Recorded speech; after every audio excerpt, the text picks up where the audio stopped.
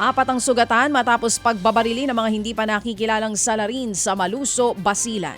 Sa paunang investigasyon, apat nga pong armadong suspect na sakay ng dalawang motorsiklo ang biglang nagpaputok ng baril. Mabilis din silang tumakas patungo po sa hindi malamang direksyon. Isinugod sa Rural Health Unit ng Maluso ang mga biktima bago inilipat sa ospital sa Isabela City.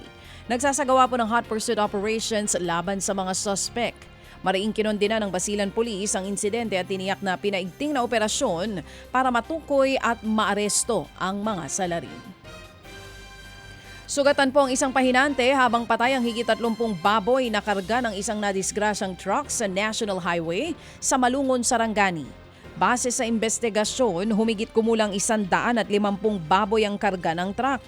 Galing po ito sa General Santos City at patungo sa Davao City.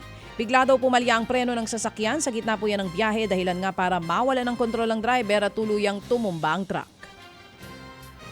Sa Baliwag sa Bulacan mga kapatid, aabot po sa higit 150 milyong pisong halaga ng smuggled na mga sigarilyo ang nasabat sa isang open parking area.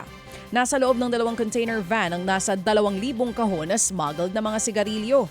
Galing daw po ito sa Vietnam at sa China. Walang documentary stamp mula sa BIR ang nasabing mga sigarilyo. 19 na staff po ang inabutan sa lugar o 19 na katawang inabutan sa lugar at inaresto. 9 din ang nakatakas. Bigo namang mahuli ang Chinese national na nasa likod daw ng pagpupuslit ng mga sigarilyo.